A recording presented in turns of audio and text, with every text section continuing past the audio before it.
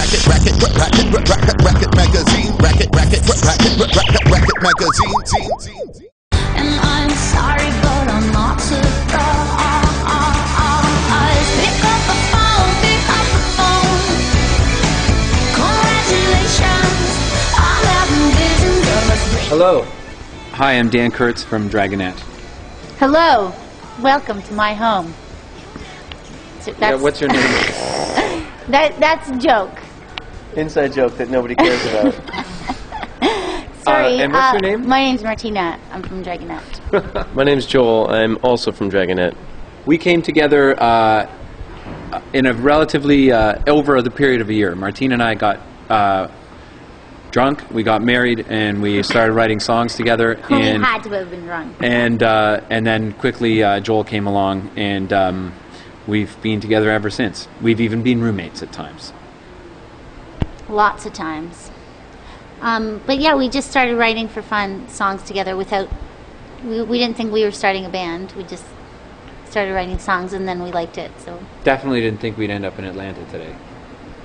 Now, Dragonette, I mean, did you guys know your name and yourself after a tranny, or how did that name come out? You're the first person who's ever asked whether it was about a tranny. And the answer is yes. No, we had didn't know. no idea that it was a tranny.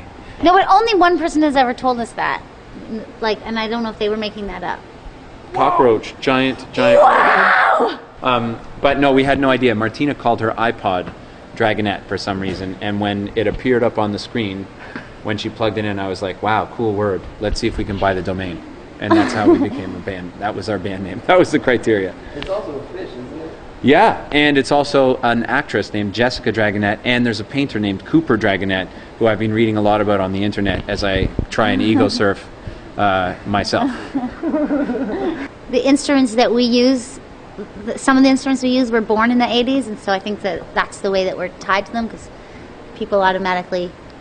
connect synth pop to the 80s, I think, because that's where it was born. But I don't think we're necessarily directly influenced by the 80s, more by the instruments. Sounds and instruments from the 80s with a modern application. Very well said. The good thing about 80s music is there was some really great, like, actual pop songwriting there. It was like the last period of interesting pop music, I think, until recently, actually. And so I think there are similarities, but we're not coming from...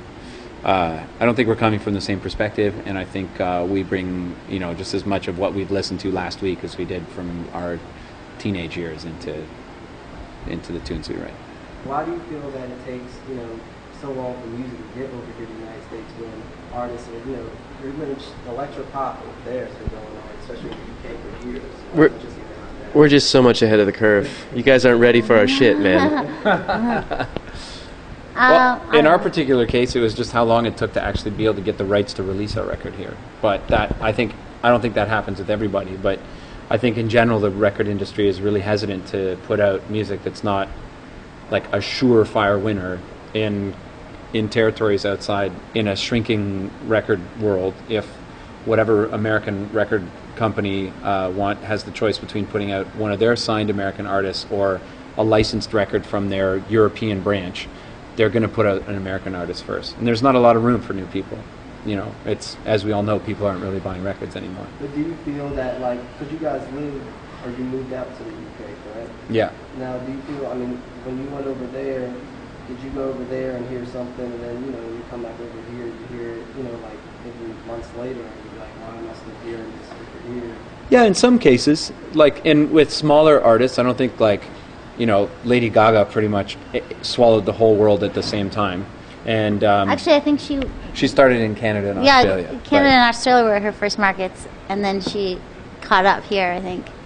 But I think, when you think of people like LaRue or Little Boots or Lily Allen, they are those are artists that their record companies are taking a really big chance with after they've demonstrated some success at home. And you have to have in all of those cases, those were massive artists in the UK before they came here. Yeah, and I think it goes both ways though. I think that even since basically the Beach Boys and the Beatles, it's been this constant back and forth, right? British or European artists listen to American music and like, oh wow, that's amazing, and they try and do their own take on it, but it's different. It always seems fresher from across the pond. Like when you're in, if you grow up English and you listen to American music, it's like, wow, it's so different, but like it's the same over here. You know what I mean? And so I think it takes a while to get it back. Yeah, it takes the back and forth takes a while. So those influences are happening like a little bit like delayed across the pond. You feel that as bandmates, like it gets a little difficult? Is it easier creative writing process being together and doing it? Well, neither of us have really ever collaborated with anybody else in the way that we collaborate with each other. So, as far as we're concerned, it was difficult to start. That was for sure. Yeah. Because I've read you're a little difficult when you write songs. You like to lock yourself in a room. Yeah, and Dan does the same thing, but I kind of force him like to be in the room by himself because he wants me. I don't play well by myself. Yes, no, you do. I'm kidding, But he does. He thinks he doesn't, and so he sometimes wants me to be there, and then I say I don't want to. Yeah, I think there's a delicate balance for. I don't know how writing is for other people. I don't know how it is, how it would be even for these same people in different circumstances. But the way that this works is it's like everybody contributes their little piece, and everybody individually gets a chance to assess it. And as Joel was saying the other day, you come up with an idea that you can contribute, and you do it until you're satisfied with it, and then present it to everybody else. And if it's good, then it keeps moving forward. Tell us about the new EP mixing. That's It's Martina's department. Yeah. Can you explain it again? Oh no, we just had all these remixes that we loved, and we had written. Actually, we had written Volcano. We'd written Titties and we'd written My Summer. Oh, And yeah. then we wrote Volcano, and we're like, maybe we should put out an EP with some of the remixes just to make it reasonable to put something out. And because we'd also realized that we loved a lot of our remixes that had been done, and they had been released into the internet over the year, but there was no single definitive place where you could get them all. And so it was just a nice kind of cap to the Fixin' to Thrill period, out of which those two other songs, Titties and My Summer, had already come, and they were just sitting around waiting for something to happen.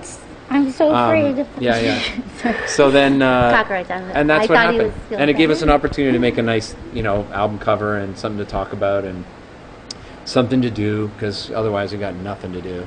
I think it's also nice to just acknowledge the remixes and how much like they help us and influence us, and vice versa. Obviously, like if somebody's doing a remix of you're influencing them like it instantly by the fact that they're Writing taking your around the tracks. song, yeah. You know what I mean? But then when we hear them, it's like, oh, that's a really cool take, and we never would have taken it that way. But then, like I think Fixin' to Thrill, the sound of Fixin' to Thrill was definitely affected by us listening to remixes of us and being like, whoa, that's really tough and big and cool sounding, like let's try and do that, you know what I mean? And I think it was kind of nice to acknowledge just in an official way by releasing an album with some remixes on it. It's kind of nice to be like, yes, we're really into this, and we appreciate them, too. and Yeah, and it's this part is- of us, yeah, it's for part sure. of us, yeah. Now, Cyndi Lauper, Tom Jones, how are we getting these? How are you working? Where do you find these people to work with? We How- find their addresses and we fling ourselves on their doorsteps. How did that happen? Cyndi Lauper asked if we would do something with her. She just called you. Well, her manager called our people and la la la. No, and it just ends up being like three people in a room writing songs. That's how it always works. It just happens that sometimes it's like Frank Sinatra and Bono, and other times it's like Dragonette and Cyndi Lauper. And the Tom Jones thing, we actually never even met him. We just worked on some songs that came through somebody who was kind of common to the two of us.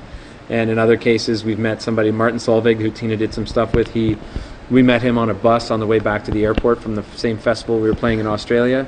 And then he called Tina a couple months later, was like, you want to do this thing? And they all happen in different ways. And where you can get all your past work, upcoming work, news, any kind of videos, website. Dragonette.com. Oh yeah, Dragonette.com. And I think and there's Twitter, Facebook, MySpace, Hulu. What's the other video one? There's so many Vimeo? places. Yeah, there you go. Internet, on, can you get it on internet as well? but start at Dragonette.com. I don't know.